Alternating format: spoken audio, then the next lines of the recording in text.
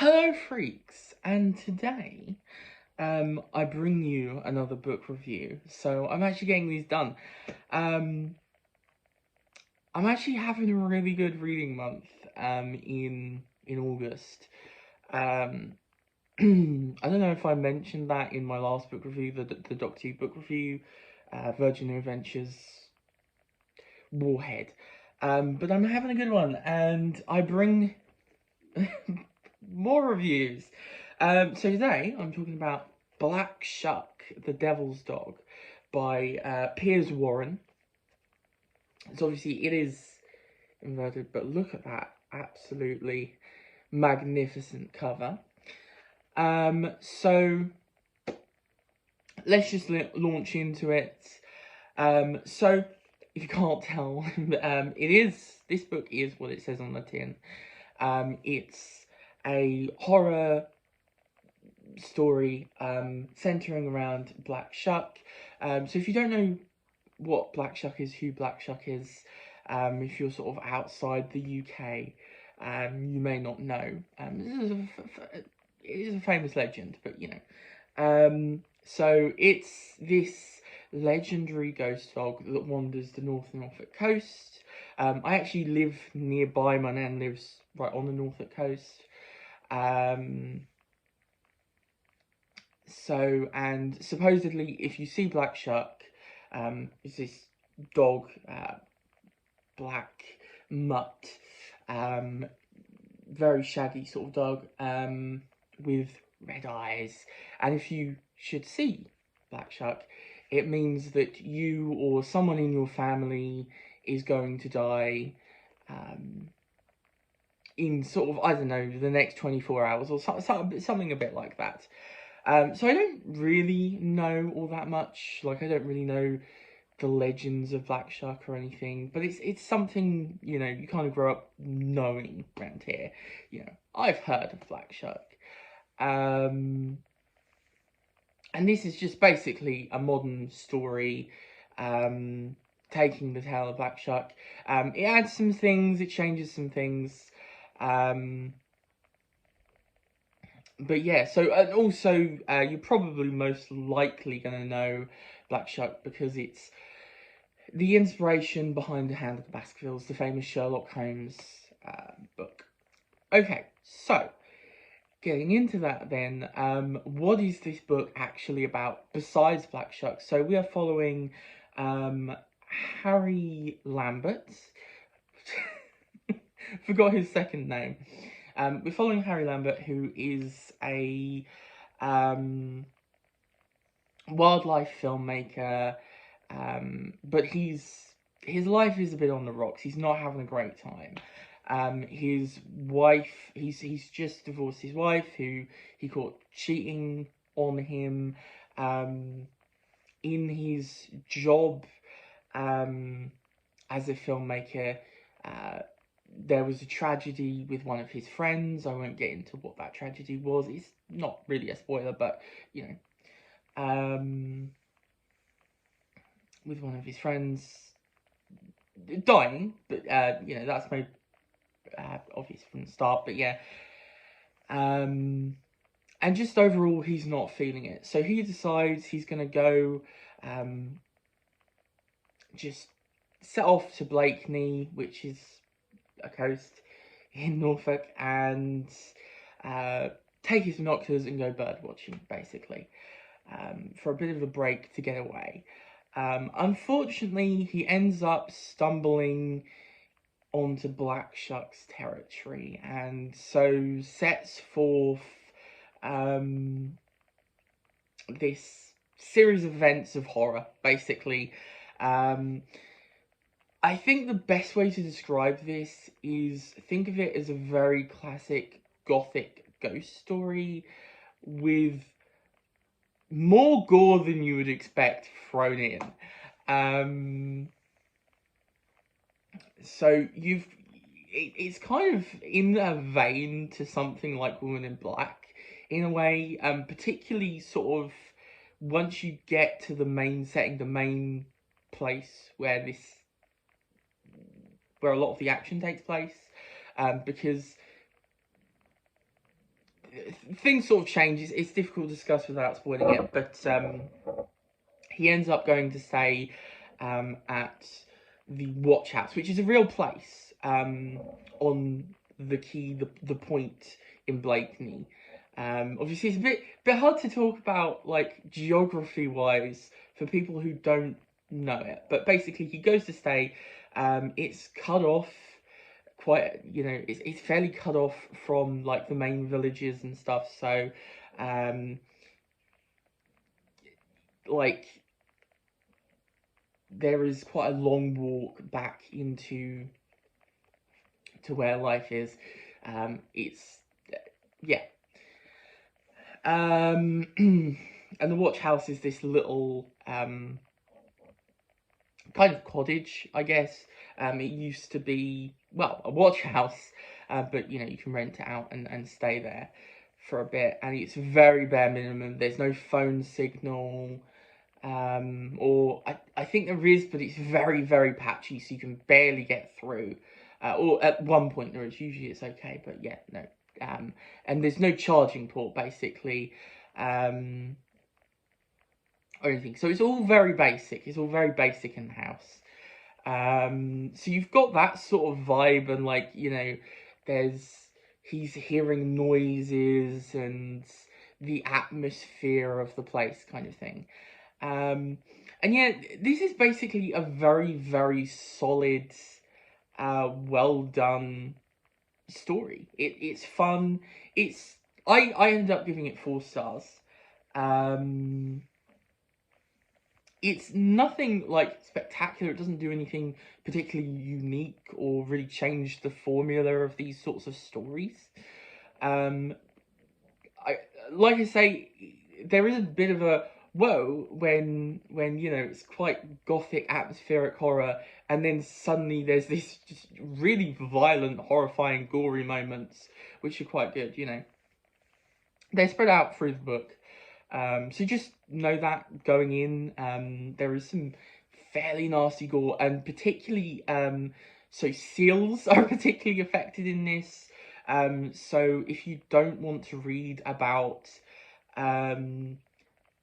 seals dying in agony, you don't actually see the attack on a seal, but there is some quite grotesque imagery.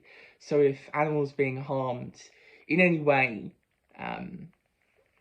triggers you, or anything like that, I'd stay clear of this one. But yeah, it is there, just so you know. Now, Piers Warren himself, the writing itself is good. It's very sort of, it's kind of workmanlike in some ways, but then the like evocative atmosphere really comes through at certain points. So when he really digs into deeping digs deep into the area itself and the animals, the birds and the area itself. Anyway, it's quite evocative, atmospheric, really beautifully done. Actually, our first proper encounter with Black Shuck is really, really well done. It's quite creepy. You've got the mist swirling and the eyes, you can just see the eyes. Things like that, just really evocative. So yeah, I like it. It's well done. And then when it's sort of the normal day-to-day sort of building stuff and telling the story, it's a bit more workmanlike, but it serves the story well, I think. There are a fairly sort of nice cast of characters, fairly sizable cast of characters. I mean, not massive cast, but a nice group of characters. that we get to know. They're all painted fairly well. We also have a love interest in here called Anna. And yeah, there is some romance in this. Personally, I didn't need it. It didn't really add all that much to the story. And I feel like towards the end, I obviously won't go into spoilers, but towards the end, Anna, her handling is done a bit poorly. She's kind of, but overall, it was well done. The romance was okay. It's kind of insta-lovey, but it made sense, and we've got sort of two struggling characters coming together, accepting their flaws and stuff. And it didn't feel like it was all sort of neatly bow-tied by the end either. It was, they're still struggling, they're still working through things, but it's more hopeful for them both, which I quite liked. So, yeah. Yeah. Speaking of the ending then, I'm not going to spoil it, but I will say I think it was rushed and kind of anticlimactic. It kind of felt like, a lot of the book is kind of build up, because we do have multi-perspectives as well in here. So, like, Harry doesn't actually see Black Shuck, really, until the end, which I guess is kind of a spoiler, but not because of the entire idea of Black Shuck. It makes it quite difficult not to do that, because obviously the whole idea is that if you see him, you will die. This is not Ring. This is not where, he's got to fight to try and survive, figure out a way to get out of the curse. That is not this. And Black Shuck is pretty formidable here. It does change some things, and adds to its mythos, and even sort of goes into the past of Black Shuck. And I will say, some of the stuff it attempts doesn't fully make sense by the end. But to be honest, for me, it never really mattered, because it was just a really fun tale. It was just a really fun, well-drawn, if a bit messy by the end, tale. I should quickly talk about Harry himself. As I mentioned, he's kind of this broken man. It goes a little too far personally with, like, how awful his life is, kind of thing. He's really struggling, but it comes across a little bit. When you're in his head, there's this sort of woe be me kind of thing, which makes sense why he's thinking it. But it kind of does it a few times, but it still works. He's a fairly likable character, well drawn. His motives and stuff make sense.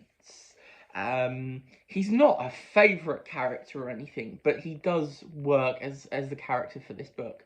So, I think it all holds together pretty well. And this is what I mean. It's kind of a really just solid read. Just really, as I say, solid. I keep sort of repeating myself in this review. But there's not much more I can say. I think what makes it above a 3 stars, because usually 3 stars is it's good, and then 4 stars is, oh, it's really good. And I think what edges it for me into being a 4 stars is just the fact that I had a lot of fun with it. It's also just really fast paced. I know I said there was a lot of build up, but like the chapters are really short, and particularly like the build up, there's also lots of little build-ups that have little payoffs as you go. So it's not long into the book till we get, our first sort of scary moments. Now, I will say, I don't think, none of this book really scared me. I didn't find this scary. But, like, the creep factor is there, and I can see why people would be scared of this one. If you are obviously squeamish, but also just if you're, scared, not even fairly easily, I feel like, there is something in this. So yeah, I think it's well done. It's a really well done little story. As far as I know, this is Piers Warren's only fiction. It's actually quite interesting because this is his own imprint, Wild Eye. He is a uh, wildlife filmmaker, and he's quite well known in that field. So yeah, obviously he's taken some of his own experiences and stuff and put it in this book. You can really tell that, actually, as I say, you know, the nature of writing on the animals and stuff specifically. You can really tell that, like, he's really into that. So yeah, overall, I thought this was a 4 stars. I thought it was a really good time. I do recommend it. I think it's a good time. Pick it up if you want. It seems to be fairly readable online, on Amazon UK at least. I've got no idea sort of outside.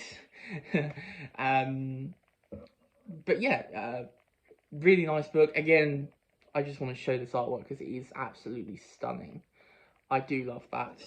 There's the watch house, as you can see. So yeah, there's my review. Do comment down below, obviously, if you've read this book, what do you think of it? If you haven't, if you're intrigued, are you going to pick it up? Are you going to read it? I'd love to hear what you think. And also, recommendations through the Black Shuck books or things like that in that same vein, because that'd be fun as well. So yeah, do comment down below. Obviously, leave a like, subscribe, if you enjoyed the video. Do the little bell, obviously. Well, not obviously, but, you know, do the bell to keep up to date. And I shall see you in the next video. Goodbye!